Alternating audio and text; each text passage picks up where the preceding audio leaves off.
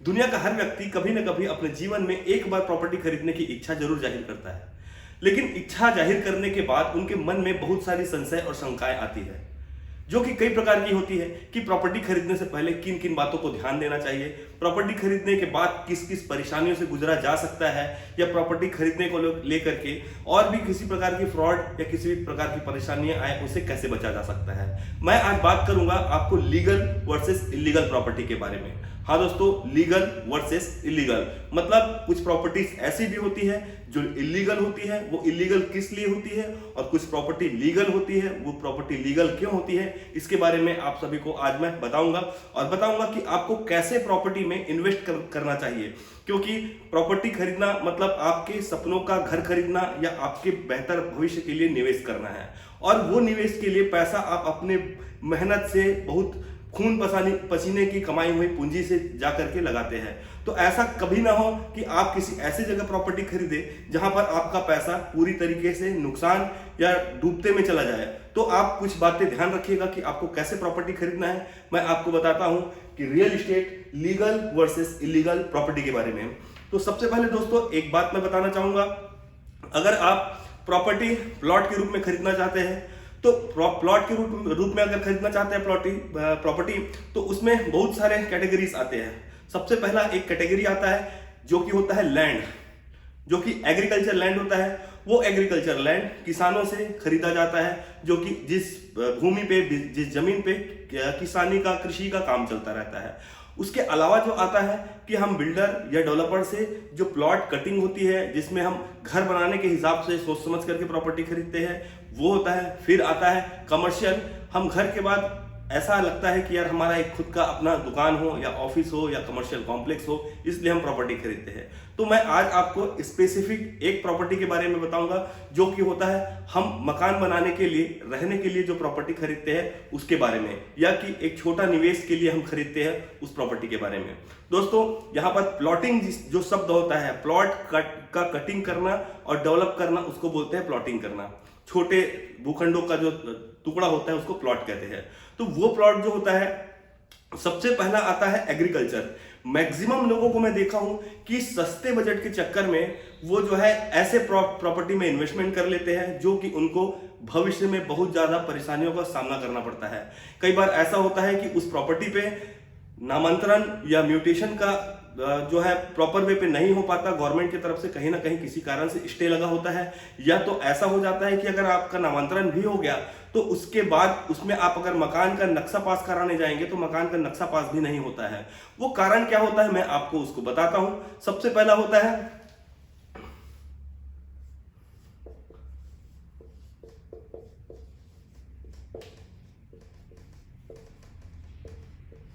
Agriculture land.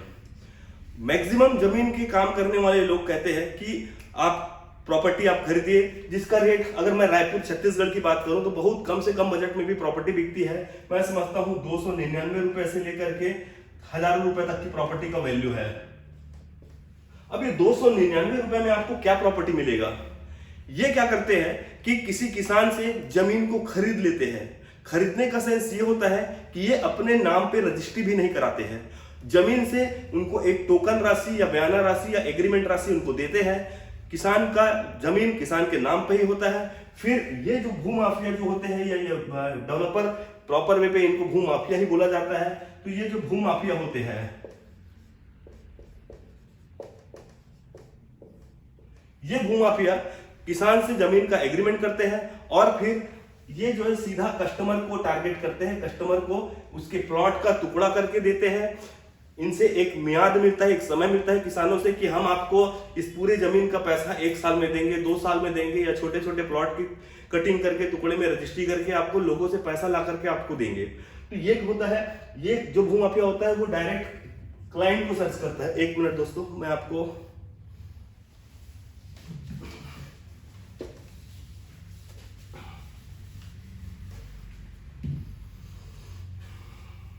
ये जो भूमाफिया होता है ये खरीदता है किसान से जमीन और इधर जाकर के ये बेच देता है एक ऐसे व्यक्ति को जो छोटे टुकड़े में प्लॉट खरीदना चाहता है। अब इसके बाद में समस्या ये आती है कि इस जमीन का ये जो लैंड है, इसको किसी भी प्रकार से लीगल अथॉरिटी नहीं होती है। लीगल अथॉरिटी उसी कंडीशन में मिलता है जब ये लैंड जो है, जब ये लैंड किसी कंपनी के नाम पे रजिस्टर्ड हो या किसी व्यक्ति के नाम पे रजिस्टर्ड हो, तब वो मिलता है। उसके अलावा इसको बिना रजिस्ट्रेशन की अथॉरिटी नहीं मिलती है। खासकर अगर आप किसी सोसाइटी में प्रॉपर्टी लेना चाहते हैं तो उस सोसाइटी का पूरा विकास अनुज्ञा टाउन एंड कंट्री प्लानिंग से, अप्रूवल और बहुत सारे एनओसीस वगैरह जो मिलते हैं, उसके बगैर ये लोग जो है इस प्रॉपर्टी को खरीद कर इनको डायरेक्ट बेचते हैं। इसमें समस्या बहुत सारी आती है कि इसमें डाइवर्शन नहीं होता है, क्योंकि टाउन एंड कंट्री प्लानिंग का जो नियम है, एक्चुअल जो लीगल नियम है, वो किसान के जमीन को खरीदने के बाद उनको पहले होता है टाउन एंड कंट्री प्लानिंग से अप्रूवल।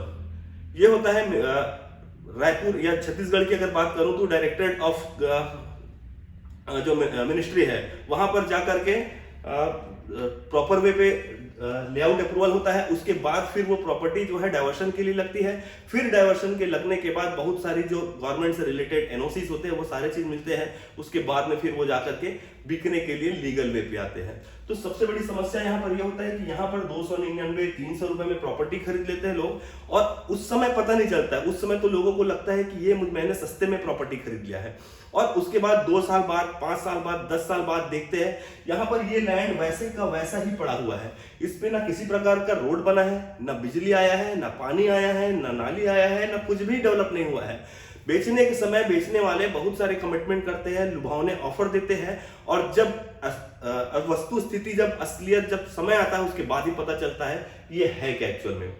तो इस लैंड से दोस्तों आपको बच के रहना है। ऐसे लोगों से आपको बच के रहना है जो दावा करते हैं कि मैं आपको सही प्रॉपर्टी दे रहा हूं या लीगल प्रॉपर्टी दे रहा हूं। अभी आगे मैं बताऊंगा कि लीगल प्रॉपर्टी को आप कैसे पहचानेंगे। इसके बाद एक प्रोसेस होता है, एक प्रोसेस इसमें यह होता है, दूसरा टाउन एंड कंट्री प्लानिंग से अप्रूवल। अब किसान, ये बिल्डर है, अब आ गए हम बिल्डर की बात करने के लिए। अब ये बिल्डर की ही अथॉरिटी होती है कि एक जमीन को खरीदता है किसान से जमीन को खरीद के अपनी कंपनी में रजिस्ट्रेशन कराता है, अपनी कंपनी के नाम से रजिस्टर्ड करता है। उसके बाद में फिर जा करके टाउन एंड कंट्री प्लानिंग से अप्रूवल के लिए देता है अपने आर्किटेक्ट से, डिजाइन बनवा करके उनको पूरी तरीके से अपने हिसाब से या क्लाइंट के हिसाब से जो भी एम्यूनिटीज हमको देना है वो सारा तरीके से प्लान आउट करता है। उसके बाद में फिर जाकर के वो टाउन एंड कंट्री प्लानिंग में अप्रूवल के लिए देता है। अब ये अप्रूवल आ जाता है, इसके बाद में डाइवर्शन भी आ जाता है, और डाइवर्शन के बाद में फिर इनको अथॉरिटी मिल जाती है कि आप प्रॉपर्टी बेचें। ये सन 2017 से, मई 2017 से पहले ये अथॉरिटी नॉर्मल वे पे मिल जाता था। अभी रूल चेंज हो गया है 2017 के बाद, वो भी मैं आपको बताऊंगा कि क्या क्या नियम नए आ गए हैं। तो ये जो बिल्डर होता था, ये town and country planning approval तो करा लिया है, ये बेचना शुरू कर देता था। लेकिन स्थितियां ऐसी भी आई बाद में कि टाउन एंड कंट्री प्लानिंग में भी बहुत सारी प्रॉब्लम्स आने लगी। टाउन एंड कंट्री प्लानिंग से अप्रूवल, जो अप्रूव्ड प्रोजेक्ट है, उसमें प्रॉब्लम्स ये आई कि लीगल वे पे, सारे डॉक्यूमेंटेशन वे पे प्रोजेक्ट तो अच्छा है, प्रॉपर्टी तो अच्छा है, लेकिन बिल्डर का जो नियत है ये कहीं ना कहीं गड़बड़ है।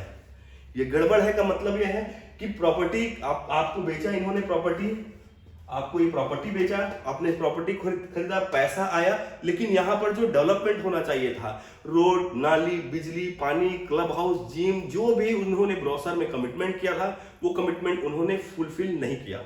और फुलफिल नहीं करने के कारण से आपने अगर यहां पर 1000 रुपए पर स्क्वायर फीट में प्रॉपर्टी खरीदा है, आज मान लीजिए 2022 में आपने प्रॉपर्टी खरीदा है, और 2027, 28, 30 तक इन्होंने डेवलप नहीं किया है। जिस कंडीशन में, जिस ब्रोशर को रिलेट करके आपने देखा है और उसको समझ करके आपने इस प्रॉपर्टी को खरीदा है, और वो सारी सुविधा आपको नहीं मिली है, तो क्या होगा कि ये 1000 रुपए की प्रॉपर्टी का एप्रिसिएशन आपको नहीं मिल पाएगा।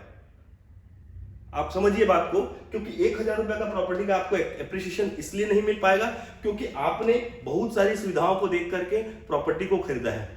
अब जब इस प्रॉपर्टी को आप बेचने जाएंगे तो आपसे जो खरीदने वाला होगा, बायर होगा, उनको क्या चाहिए होगा कि वहां पर रहने के हिसाब से मुझको प्रॉपर्टी लेना है। तो प्रॉपर्टी वहां पर लेना है तो उनको क्या चाहिए, वो सारी सुविधाएं चाहिए जो एक इंसान को घर बनाने के लिए या घर बना करके रहने के बाद की जो सुविधा चाहिए वो सारा चीज चाहिए होता है। तो ये नहीं मिला, इसके चक्कर में आप यहाँ पर बुरी तरीके से फंस जाते हैं। इस परेशानियों को दूर करने के लिए इससे और क्या होता था कि बिल्डर इस प्रोजेक्ट को बेच करके पूरी तरीके से फ्री हो जाता था, डेवलप नहीं करता था। जो डेवलपमेंट का जो फंड आता था उससे बिल्डर जो है दूसरा लैंड खरीद लिया। बिल्डर तो पूरे विन विन कंडीशन में प्रॉफिट पे जा रहा है, कंप्लीटली प्रॉफिट पे जा रहा है कि उन्होंने अपना इन्वेस्टमेंट लगाया और अपने इन्वेस्टमेंट से प्रॉफिट कमा करके उन्होंने दूसरा लैंड खरीद लिया। लेकिन आपका जो इन्वेस्टमेंट है वो पूरी तरीके से डेड है, आपका इन्वेस्टमेंट पूरी तरीके से डेड है। फायदा सिर्फ बिल्डर को हो रहा है, आपको नहीं हो रहा है यहाँ पे। तो इसी कारण से गवर्नमेंट जो है एक और नियम लेकर के आई जिसको कहते हैं रेरा। ये 2017 मई में ये पूरी तरीके से पास आउट हुआ और इसमें इतने सारे नियम बने कि बिल्डरों की जो गलतियां थी, जो छोटे छोटे लूप पॉइंट थे, वो पूरे पकड़ में आने लग गए। और बिल्डर उसके बाद इस रेरा आने के बाद सहम गए, डर से गए और उनको मजबूरन अपने प्रोजेक्ट को डेवलप करने का उनको प्रेशर पड़ने लग गया। तो यहां पर सबसे अच्छी चीज ये है कि आज अगर आप निवेश करते हैं तो आपको सबसे पहले आपको देखना है कि आपकी प्रॉपर्टी रेरा से रजिस्टर्ड है कि नहीं। अब आइए मैं बताता हूं आपको कि रेरा क्या होता है। रेरा मतलब रियल एस्टेट रेगुलेटरी अथॉरिटी। ये पूरे देश में सारे शहरों और सारे राज्यों में लागू हुआ है। ये 2017 में मई में छत्तीसगढ़ में आया है और यहां से जो है एक प्रोजेक्ट का जो कंप्लीशन का जो टाइम है, प्रोजेक्ट की साइज देख करके छोटा प्रोजेक्ट है तो 2 साल का टाइम मिल रहा है कि आपका रेरा रजिस्ट्रेशन अगर इस तारीख से हुआ है, आज मान लीजिए 11 फरवरी 2022 है, तो आज से 2 साल बाद आपका रेरा रजिस्ट्रेशन होना है, कंप्लीट होना है प्रोजेक्ट को, या 3 साल बाद होना है या 5 साल होना है, वो प्रोजेक्ट के साइज को देख करके डिपेंड करता है। तो रेरा की एक वेबसाइट है, इसमें जो है cgRERA.gov.in, ये छत्तीसगढ़ रेरा का मैं साइट बता रहा हूं आपको। वैसे आपके अलग अलग राज्य में अलग अलग रेरा के साइट्स होंगे, तो आपको यहां पर जा करके उस प्रोजेक्ट का, जिस भी प्रोजेक्ट को आप खरीदते हैं, जिस प्रॉपर्टी को खरीदते हैं, उसका रेरा नंबर में आप जा करके देख सकते हैं कि इनको रेरा का कब तक का टाइम मिला हुआ है डेवलपमेंट करने का। अगर मान लीजिए अब ये बिल्डर इस टाइम तक डेवलप नहीं करता है प्रोजेक्ट को, तो बिल्डर के लिए लाखों करोड़ों रुपए की पेनाल्टी है और उसके अलावा उनको जेल भी हुआ जा सकता है, उनको जेल की भी सजा हो सकती है। तो आप कहीं ना कहीं अब जाकर के सेफ है, एज अ बायर आप अभी यहां पर सेफ है। तो आप अगर इन्वेस्टमेंट करने का सोचते हैं या प्रॉपर्टी खरीदना है या रहने के लिए प्रॉपर्टी खरीदना है, तो आप किसी भी बहकावे और किसी भी लुभावने ऑफर में बिल्कुल ना जाए, क्योंकि ऐसे ऑफर आपको आज तो अच्छे लगेंगे लेकिन आने वाले समय में आप इतना परेशान रहेंगे जिसकी कोई सीमा ना हो। और रियल एस्टेट का जो ये कोर्ट वगैरह का जो केस चलता था पहले, वो तो कई साल निकल जाते थे कि आप जो है पीढ़ी निकल जाती थी, रियल एस्टेट से रिलेटेड कोर्ट में केस चल रहे, वो सॉल्व ही नहीं हो पाता था। रेरा का एक फास्ट ट्रैक कोड भी बना हुआ है अलग से, जो सिविल कोड होता है उससे अलग रेरा रियल एस्टेट का ही एक अलग कोड बना हुआ है। और विद इन अ 3 मंथ आपके एप्लीकेशन और आपकी जो भी वहां पर परेशानियां हैं, आप किसी चीज के लिए कंप्लेन किए हैं, वो 3 महीने के अंदर रेरा उसको सॉल्व कर देता है। तो ये सबसे बेस्ट पार्ट है कि आप अगर कहीं पर भी पैसा लगा रहे हैं, कहीं पर भी प्रॉपर्टी खरीद रहे हैं, तो आपका पैसा पूरी तरीके से सेफ है। सीधी सी बात यह है कि बहुत सारे, जैसे बताया मैंने आपको कि कच्चे जमीन पे, एग्रीकल्चर जमीन पे रोड, मुरुम का रोड बिछा दिए लोग और उसको बता के बेच रहे हैं कि हाँ ये डायवर्शन है, ये बिना डायवर्शन है। डायवर्शन बिना डायवर्शन कुछ नहीं होता है। अभी कुछ दिन पहले मैंने देखा, कुछ यूट्यूब पे वीडियोस आ रहे थे कि illegal property versus undeveloped property. ऐसा कुछ नहीं होता है, आपको साफ बता दूं मैं।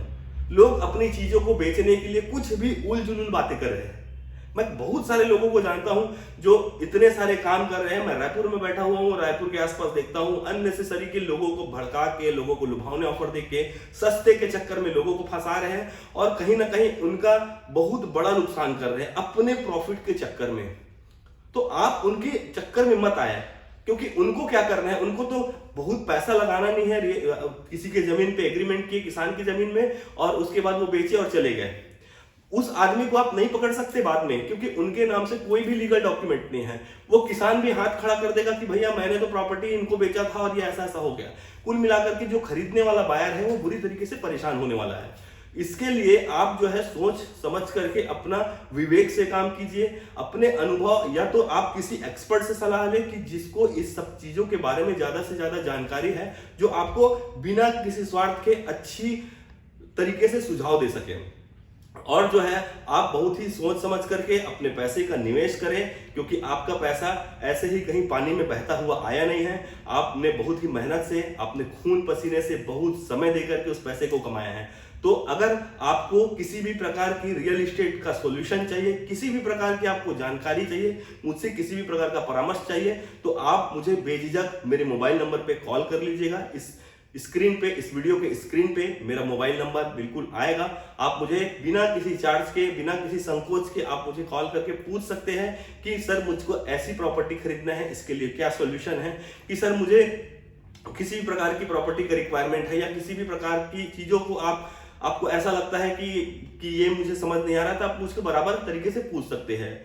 थैंक यू सो मच दोस्तों।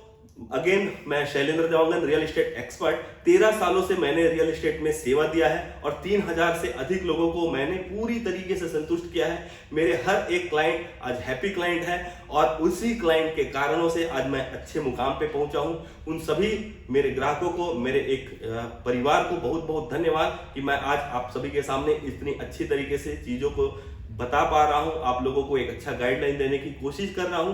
तो आप मेरे इस channel my budget my homes को आप सब्सक्राइब कर लीजिए, क्योंकि इस चैनल के माध्यम से मैं आपको कई सारे प्रोजेक्ट्स के डिटेल भी देता हूं और आपको रियल एस्टेट से जुड़े हुए बहुत सारे परेशानियों से निकालने के लिए भी मैं आपके समक्ष खड़ा हूं। थैंक यू सो मच दोस्तों।